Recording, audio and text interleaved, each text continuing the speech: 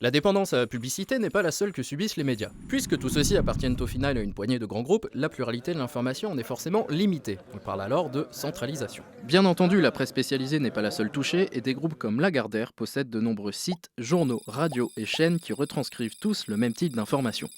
Le contrôle du CSA peut aussi entrer en compte, puisqu'il est directement supervisé par l'État, étant donné que tous ses dirigeants sont nommés soit par le président de la République, soit par l'Assemblée nationale, soit par le Sénat. Depuis 2008, cet institut s'intéresse même au contenu web et s'est fixé comme nouvel objectif de réguler ce média au même titre que la télévision ou la radio.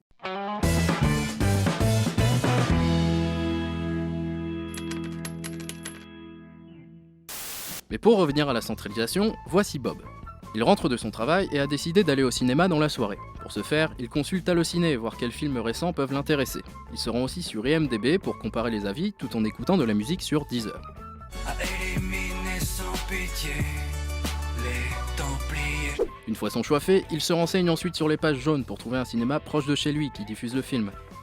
Comme Bob aime s'informer, il se rend sur différents sites pour pouvoir voir les actualités du jour, à savoir 20 minutes, l'Obs et Le Monde. Avant de se rendre à sa séance, Bob se cuisine un petit plat dont il a trouvé la recette sur 750 grammes, tout en regardant son streamer préféré sur la plateforme Twitch.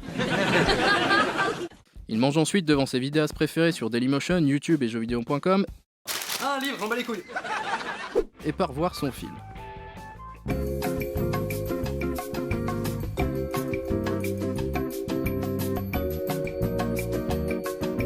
Bob est satisfait de sa soirée, il décide donc en rentrant chez lui d'acheter toute la filmographie du réalisateur, en passant par Le Bon Coin et Amazon. Pendant cette soirée, Bob est allé sur de nombreux sites parmi les plus consultés en France, mais n'est au final passé que par des groupes qui se comptent sur les doigts de la main. Et comme la majorité des internautes, il a utilisé le moteur de recherche Google pour trouver les sites qui l'intéressent, accentuant encore plus la centralisation de ses navigations. C'est ça, Internet aujourd'hui, un média qui appartient à une poignée de grands dirigeants et qui ressemble de ce fait de plus en plus aux autres.